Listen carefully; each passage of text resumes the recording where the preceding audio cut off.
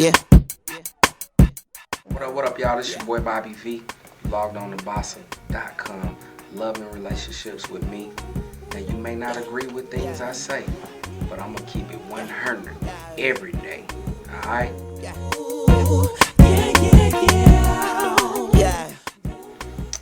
First of all, we watch videos, we watch movies, and we watch all of these things that don't give a good example of being monogamous.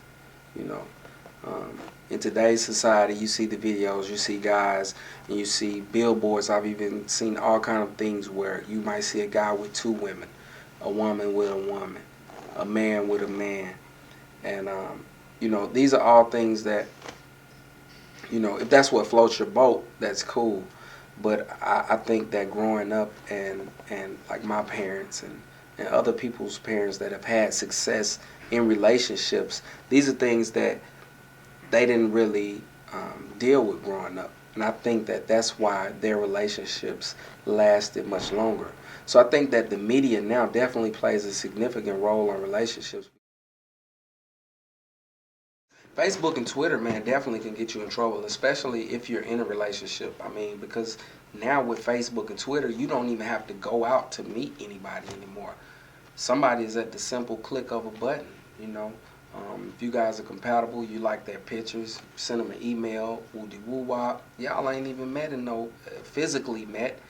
You guys are meeting on the internet, and it's definitely bringing people closer. The internet brings people from around the world right together. So social media is just really super blown out of proportion now, and I think it can only get worse. You have to be mentally prepared, and as a parent, you have to really instill in your children positive things and positive thoughts. Even if you're not a parent, being a mentor to some kids that may not have parents or may not have a father figure or may not have some things to, somebody to fall back on and tell them right from wrong. We as an older generation, we have to go to those kids and really mentor them. Because growing up, if you just solely watch like BET and MTV and music videos and stuff all day, you get a wrong perception of what life really is as a child, because you're seeing big cars, you're seeing all these fancy things, a lot of diamonds, a lot of pretty women, and really a lot of those things are not reality. So I think that kids and people in general have to watch what's going on in the world more, because, of course, people know what basketball wives are doing, but do you know what bill President Obama just signed? Or do you know what's going on in Iraq? Or do you know what's going on with the war? And we, especially as black Americans, we don't know. Most black Americans don't even know who the vice president is, especially my sisters. And I've asked my black sisters plenty of times. This is just a quiz question that I ask them. Do you know who the vice president is? No, but they know the new Lil Wayne song that's coming out, or they know the new Drake song. So I just want my people to just become more involved with worldly issues.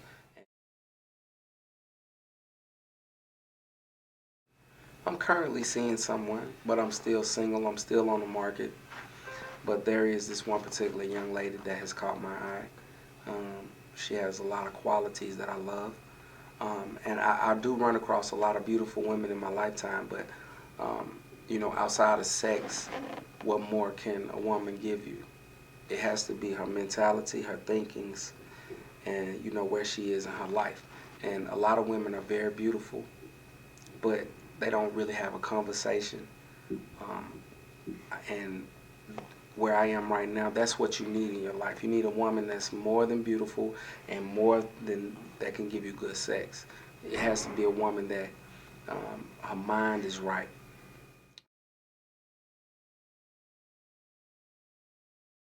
I don't think that there is a time limit on when chicks should give it up or when they shouldn't. Because I think if a man really wants to be with you, he's going to be with you regardless of your past. A man will overlook your past. If he really, really likes you, he'll overlook your past. And it doesn't matter when you do it with him. I think that there's been women that I've been with longer that might have given it to me the first or second night than women that might have made me wait 3-4 months. I think that there shouldn't really be a time limit on it. If it happens, it happens. I just think at the end of the day, just really protecting yourself is most important. If you really want to be with somebody, it's gonna happen.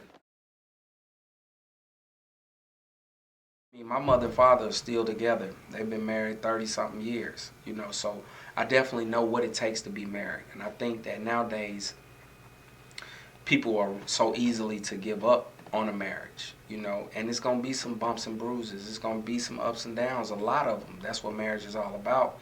That's what being with a significant other is all about, because you guys are sharing a bond. You guys are sharing each other's everything. You're waking up, you're going to sleep with this person, and you're seeing this person every day for the rest of your life. So, of course, you're going to get tired of them. They're going to get tired of you. They're going to say some things, and, you know, so until I feel like you are ready mentally to add that as a second job in your life, because it's going to be a job, that you shouldn't get married. And I think a lot of people rush into marriage thinking that, oh, I love this person, but you really don't know that person like that. So I think that until you really, really fully know somebody, you shouldn't get married. So maybe marriage is in my future, maybe not. I think you really have to be equally yoked, because to understand and know and love each other is to first, you have to have that bond with Christ, and you have to have, you know, you guys have to be spiritual.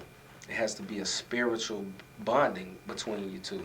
So if you guys have two different religions, then your spirituality is a little bit different, you know. You believe in two different things. And I think that a marriage has to definitely come from that higher being and that higher power, helping you guys with your ups and downs that you're gonna have in a marriage throughout your whole marriage. So I think being equally yoked with somebody is very important. I think that my black men are doing an injustice by getting women pregnant and just leaving the child and the woman. I think my black men, whether you want to be with the woman or not, you have a responsibility to this child. And I think that a major part of society's downfall, both men growing up, both boys growing up and girls growing up, is that they don't have both figures. Men out there that have kids should definitely be more involved with their kids, whether they like the woman or not. They need to make sure they go get the child, take the child here and there, and really take care of that child, and make sure that you, when that child grows up, you really have nourished that child to be a model citizen in America, you know, or wherever that child may go abroad, you know. But I think that now, by just having women raising little boys, or women just raising little girls, that they can easily go astray, you know. So I think that these fellas out here, man, fellas, I'm talking to y'all, man. If you getting women pregnant, man, I'm not saying be with that woman. I'm just saying take care of your responsibility. That's all I'm saying. Hey. New album, Fly on the Wall, is in stores March 8th. New single, Words. Make sure y'all download that on iTunes, not for the free. Make sure y'all go to iTunes and support your boy Bobby V. Yeah.